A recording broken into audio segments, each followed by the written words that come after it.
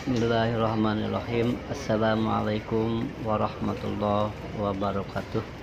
Sahabat Pamanah Rasa, pada kesempatan kali ini Saung Pamanah Rasa Channel akan menayangkan sebuah video berziarah ke Jabal Uhud. Saat rombongan tiba di lokasi Jabal Uhud, di dinding ada sebuah peta. Peta tersebut kurang lebih menceritakan alur pergerakan perang Uhud. Perang Uhud ini terjadi pada tanggal 15 Syawal 3 Hijriah atau pada bulan Maret tahun 625 Masehi. Dalam lembah yang berada di kaki Gunung Uhud pernah terjadi sebuah perang dahsyat antara kaum muslimin yang berasal dari Madinah yang dipimpin oleh Nabi Muhammad SAW dengan kaum musyrikin Quraisy dari Mekah. Jumlah pasukan kaum muslimin yang ikut perang sangat timpang. Awalnya ada 1.000 orang, tetapi ada kaum munafikun yang setelah sampai di tempat kemudian kembali lagi ke Madinah. Sementara pasukan musyrikin Quraisy itu terdiri dari 3.000 orang. Jabal Uhud saksi syahid para syuhada. Jabal Uhud menjadi saksi dari perang dahsyat antara kaum muslimin melawan kaum musyrikin. Dalam pertempuran tersebut gugurlah 70 orang syuhada. Di antaranya adalah paman Nabi sendiri, Hamzah bin Abdul Muthalib. Setelah rombongan tiba di pemakaman para syuhada, kami berziarah, berdoa, wal mu'minin yarhamullah al mustaqdimin wal mustakhirin wa nahnu insyaallah. Setelah berdoa dilanjutkan dengan tausiah yang disampaikan oleh Ustadz dari Hamdan Tour Travel. Yuk kita saksikan, kita simak penjelasan tausiah yang disampaikan oleh Al Ustadz. Kemudian beliau mengitari Jabal Rumah ya, mengitari, dan di belakang berada di antara masjid dan Jabal Rumah ini. Itu posisi infanteri pasukan pejalan kaki kaum muslimin.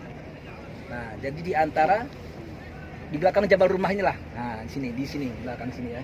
Nah, dan 50 pasukan pemanah berada di mana? Di atas sana. Dulu itu bukitnya tinggi Bapak Ibu. Cuma sekarang mungkin sudah banyak dinaikin orang ya.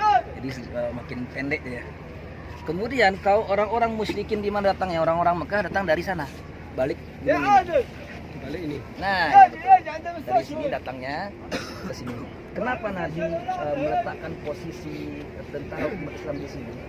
Agar orang-orang musyrikin tidak langsung menuju kota Madinah. Karena tidak mungkin musuh membelakangi umat Islam di belakangnya. Nggak mungkin. Pasti dia harus perang dulu. Kalau mau masuk kota Madinah, perang dulu. Langkai dulu mayatku, kata Nabi, kan gitu. Nah, maka Nabi posisinya di sini. Yang kemudian kenapa posisinya di sini juga, agar umat Islam tidak bisa diserang dari belakang. Belakangnya apa? Belakangnya yaitu Jabal Uhud. Tidak mungkin orang-orang Quraisy dari Mekah menaiki Jabal Uhud dulu. Nah, itu banyak makan waktu mereka. Mau tidak mau pasti mereka lewat dari Bapak Ibu. Yang ketiga Bapak Ibu, strategi Nabi kenapa di sana? Karena kalau kita lihat seperti menghadap ke lawan. Kalau umat Islam mereka akan membelakangi matahari. Ya, jadi ketika panah itu kan dari atas. Itu cukup menyilaukan apa? Orang-orang Quraisy. Ini salah satu Strategi. dikatakan para muarikh ya, strategi Nabi Shallallahu Alaihi Wasallam. Maka Bapak Ibu yang dirahmati Allah, nah ketika di awal-awal terjadi peperangan itu umat Islam berperang sekitar sini, di depan sini. Nah, karena di sini ada pemanah. Pemanah itu di zaman dulu Bapak Ibu bagaikan sniper ya. Jadi langsung one shoot one kill gitu. Wah, sekali tembak sekali mati, sekali mati. Nah, akhirnya orang-orang tadi yang orang-orang Mekah, orang-orang Quraisy Mekah, ketika mereka perang, mereka telah membawa seluruh harta-harta mereka, ya, banyak harta-hartanya itu. Nah, ketika di awal-awal peperangan mereka kalah, mereka banyak yang meninggal pemegang benderanya. Akhirnya mereka meletakkan harta-hartanya di bawah sini, sekitar sini. Lalu mereka kembali lagi ke kota Mekah, lari. Nah, kemudian pasukan-pasukan kaum muslimin mereka dikejar tuh. Jadi mereka lari ke Mekah dan mayoritas pasukan muslimin mengejar mereka. Artinya apa? Di sekitar sini kosong. Ya, sekitar Jabal Rumah ini kok kosong. Tambah lagi 40 pasukan pemanah turun. Mereka mengumpulkan harta-harta yang ditinggalkan kaum muslim, orang-orang Quraisy. Nah, melihat hal itu Bapak Ibu, Khalid bin Walid itu pasukannya di sana, balik di depan Jabal Rumah ini. Dia hanya bersembunyi aja. Dia tidak ikut perang di awal-awal. Dia hanya melihat situasi. Nah, ketika turun 40 barulah dia keluar. Baru dia menaiki Jabal Rumah dan membunuh sisa 10-nya, dan dia mengutari Jabal Rumah ini dan menyerang kaum muslimin dari belakang. Sekaligus mengangkat benderanya. Nah, tadi kaum musyrikin mereka lari ke sana. Nah, melihat benderanya berkibar Bapak Ibu, umat Islam mengejar nih. Ya, gini kan ngejar-ngejaran kan. Ketika lihat bendera Quraisy berkibar di belakang Bapak Ibu, sama-sama melihat ini kok ada bendera di belakang, padahal pasukan mereka lagi dikejar. Nah, umat Islam mereka kembali untuk membantu Nabi Shallallahu Alaihi Wasallam. Orang-orang Quraisy juga kembali karena melihat pasukan mereka ada di belakang. Maka Bapak Ibu di sini terjadinya kekacauan di pasukan muslimin. Maka di perang Uhud ini ada yang membunuh saudaranya sendiri, membunuh temannya sendiri. Kenapa? Karena nggak tahu yang datang dari Mekah ini lawan atau kawan. Ya, bingung kan? Ketika sama-sama kembali dua-duanya kembali ke Jabal Rumah. Akhirnya banyak yang ini strategi ini awal mulanya kekacauan terjadi di tubuh kaum muslimin. Dan tambah lagi Bapak Ibu yang dirahmati Allah, terbunuhnya Mus'ab bin Umair. Jadi Mus'ab bin Umair ini salah seorang sahabat yang gagah, akan dikatakan ada dia mirip Nabi Shallallahu Alaihi Wasallam. Nah, ketika Mus'ab bin Umair ini terbunuh Bapak Ibu radhiyallahu anhu, orang Quraisy ini dia berteriak. Apa diteriakkan dia? Muhammad telah mati. Wah, sudah pemimpin kaum muslim kalau sudah meninggal, maka siapa lagi pemimpin kita?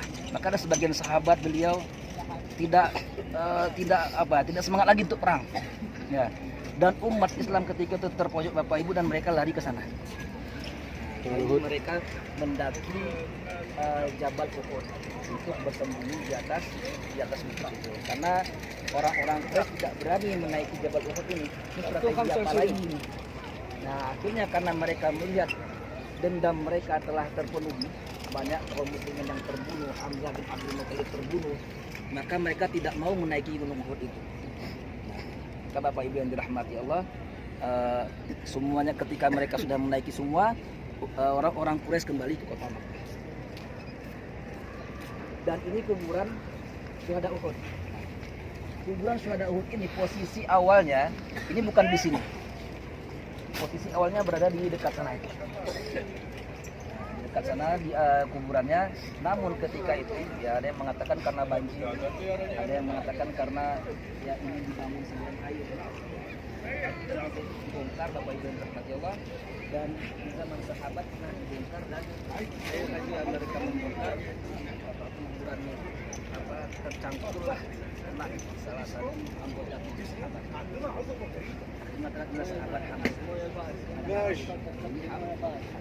Zamannya tadi itu nggak tahu ini siapa ini orangnya, karena belum ada foto ya.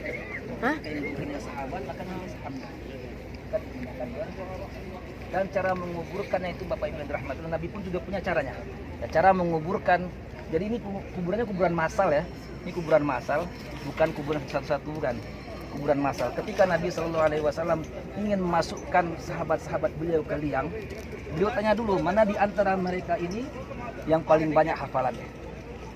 Yang paling banyak hafalan Qurannya, maka yang pertama kali dimasukkan ke dalam liang lahat untuk memuliakan orang-orang yang penghafal Quran. Itu Bapak Ibu ya. Maka di sini kita mumpung sampai di sini ya, kita ambilkan sunnahnya. Sunnah untuk Jangan lupa like, subscribe, dan aktifkan notifikasinya. Demikianlah video yang bisa saya tayangkan. Mudah-mudahan berguna dan berfaedah bagi semuanya. Barakallahu fikum. Assalamualaikum warahmatullahi wabarakatuh.